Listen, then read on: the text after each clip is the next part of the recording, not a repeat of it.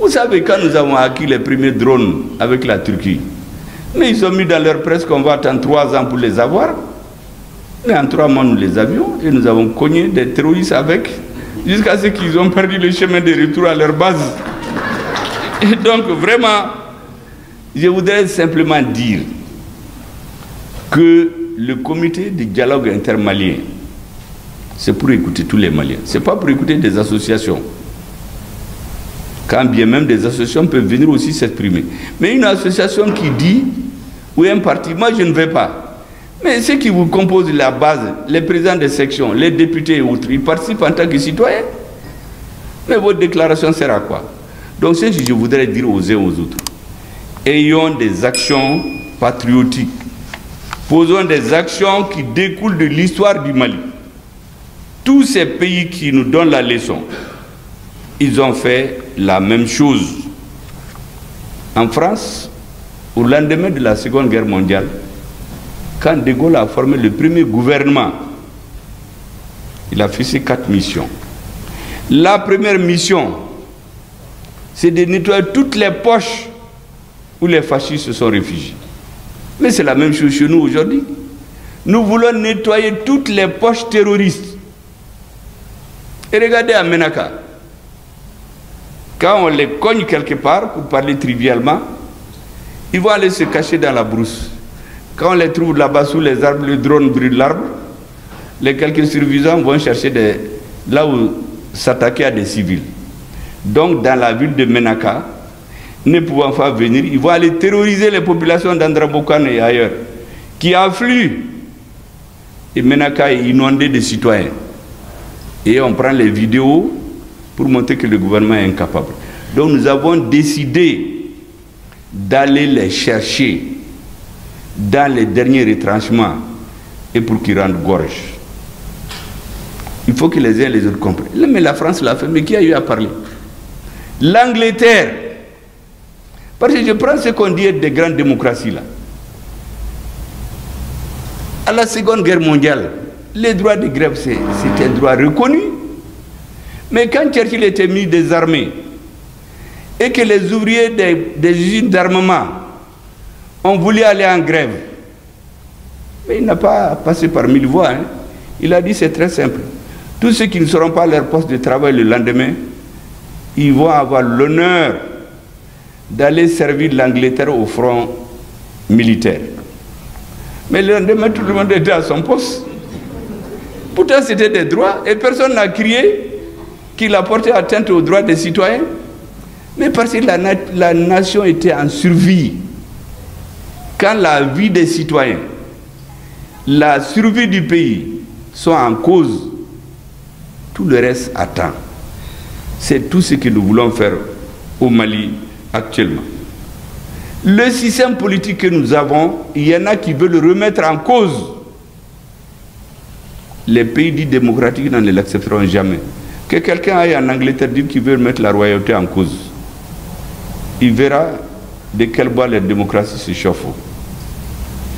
En Amérique, au lendemain de la Seconde Guerre mondiale, quand il y avait le risque que le communisme les envahisse, ils ont voté ce qu'ils appellent le Patriot Act. Même si ton voisin va mentir pour dire que tu es un communiste, on te prend, on te met en prison. Et j'ai l'habitude de dire aux gens que aux États-Unis, les gens pensent qu'il n'y a que 2 candidats qui vont aux élections. Mais il y a le candidat du Parti communiste, Guess-What, il est en prison à vie. Est-ce que vous savez son tort?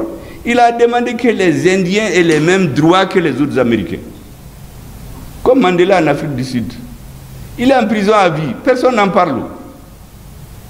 Parce qu'ils se sont dit que s'ils ne font pas ça, le communisme va renverser le régime. Et il y aura autre chose. Donc, pour préserver le système que le peuple a installé, on a voté des nouvelles lois. Mais quand ces mêmes messieurs viennent nous dire aujourd'hui que notre pays qui est menacé dans son existence, on veut nous transformer en des lâches qui courent derrière les terroristes, nous ne négocierons avec personne, surtout ceux qui ont décidé d'assumer les tueries du bateau de Tombouctou. Le Mali a lancé des mandats d'arrêt. Ceux qui veulent bien répondre devant la justice. Mais aller nous mettre à plat ventre, courir derrière des négociations qui ne viennent jamais. Parce que ceux qui nous disent aujourd'hui de négocier avec eux, mais ils ont fait le temps au pouvoir, ils n'ont jamais négocié avec eux. Les terroristes ne négocient qu'avec ceux qui les arrangent. Comme ce président d'un pays voisin qui nous donne une grande leçon de géopolitique en nous disant « Attention, vos militaires là, ils ne peuvent rien. Les autres sont plus forts qu'eux. Ils sont plus aguerris. » Mais après, on a compris pourquoi il disait ça.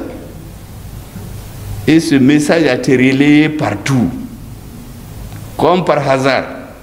C'est pour travailler les cerveaux des gens. Vous êtes faibles, vous ne pouvez pas, résignez-vous. Au Mali, nous n'allons pas nous résigner. Nous allons nous battre jusqu'à ce que la stabilité du Mali atteigne un point de non-retour. Personne ne viendra sous le couvert des élections s'emparer du pouvoir et aller vendre le Mali à l'extérieur. Or, il y a certains, nous sommes au courant des micmacs dans lesquels ils sont. Nous voulons la souveraineté de notre pays et la survie des Maliens. Ce qui s'est passé en 2012, où sous le couvert de la démocratie, certains sont allés faire des manifestations pour démobiliser nos militaires. Nous ne leur permettrons pas de le faire. Parce qu'aujourd'hui, si vous arrêtez un ou deux responsables, on va dire qu'on les a sélectionnés.